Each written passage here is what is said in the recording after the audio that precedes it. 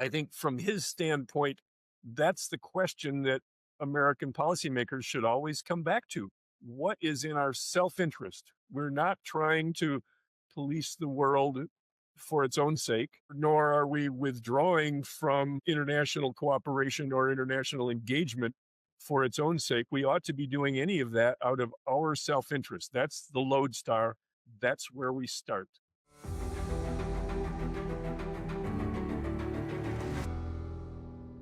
"81 years ago, as World War II neared its end, America's approach to foreign policy changed dramatically.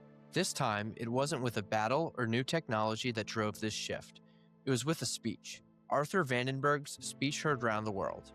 As the tide is beginning to turn in 1943, and it's becoming increasingly clear that the Allies have the upper hand and are likely to emerge victorious from the war, there's growing question of what the world is going to look like when the guns are silent. Arthur Vandenberg was very anxious about Roosevelt unilaterally cutting deals with Joseph Stalin that would undermine American security or work against peace. There's a reluctance to share with congressional leaders, with the American public, where our interests lie, and have an open discussion, debate in Congress, transparency with the American people about what our relationship is with the Russians. And Republicans in particular are dealing with a long schism because they had Wendell Willkie flying around the world and talking about one world and world federalism at the same time that the isolationist wing of the Republican Party, which has always been embodied most completely in Robert Taft, they're saying, no, we're not ready for a repeat of the League of Nations. And Vandenberg fashions a compromise between the Taft faction and the Willkie faction, speaking in favor of an international organization. And as long as we don't surrender our sovereignty, we needed to be involved in such a group. As Vandenberg himself put it, the United States needed to find that, quote, middle ground between those extremists at one end of the line who would cheerfully give America away, and those extremists at the other end of the line who would attempt a total isolation, which has come to be an impossibility. Vandenberg really didn't share Roosevelt's naive optimism that the Soviets would be partners for peace, and he was really concerned about anything that would infringe upon American sovereignty.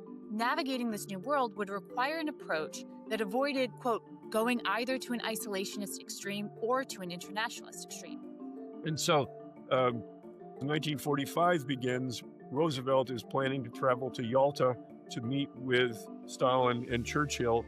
Vandenberg is very concerned about what kind of deals might be cut, and he wants to make clear his views at a time when Roosevelt doesn't want to be encumbered by domestic pressure.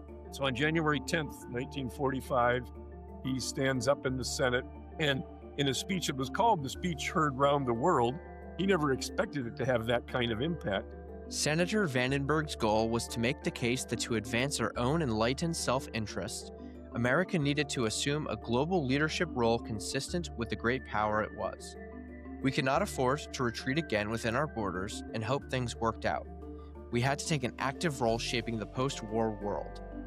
Vandenberg endorsed the United States signing onto a collective security agreement focused to prevent the Axis powers from rearming.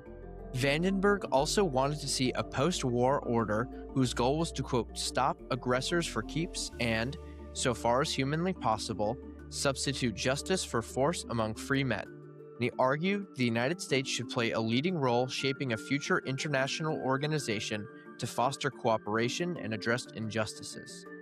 With his typical honest candor, Vandenberg made the case that America could not afford to retreat inwards after the war or allow others to shape the world without us. This did not mean recklessly intervening everywhere or giving up American sovereignty, but it did mean maintaining a strategic global presence and building collective security agreements to eliminate those threats.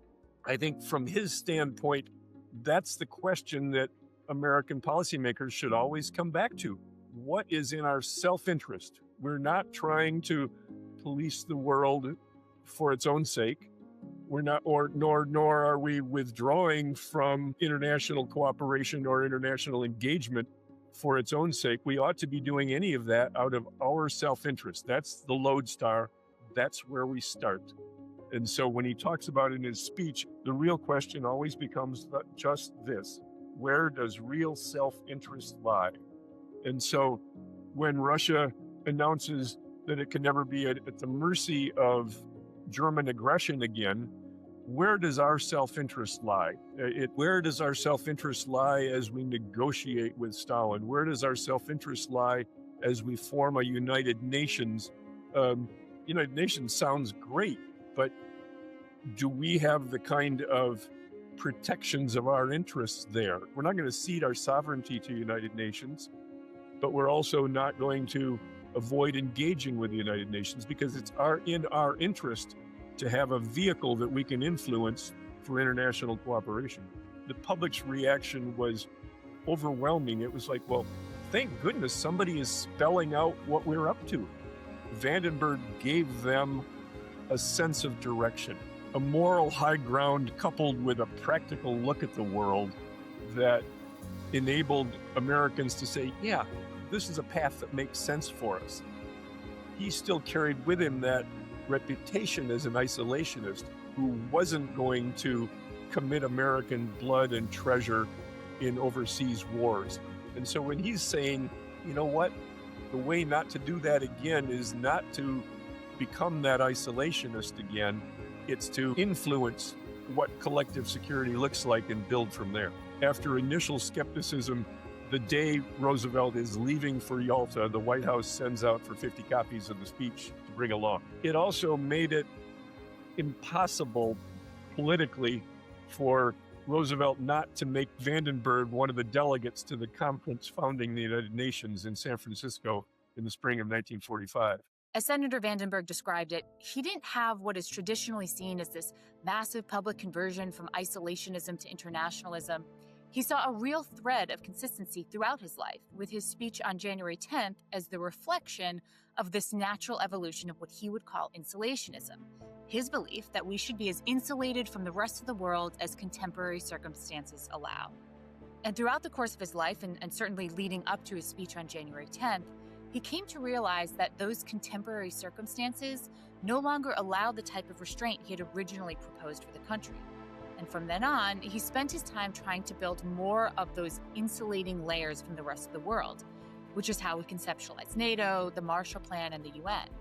This wasn't about charity or advancing an imagined liberal internationalist utopia. This was about building strategic, insulating layers to help protect America's sovereignty, secure America's enlightened self-interest, and ensure the preferences of American citizens shaped our nation's future, not the preferences of our adversaries or other powers.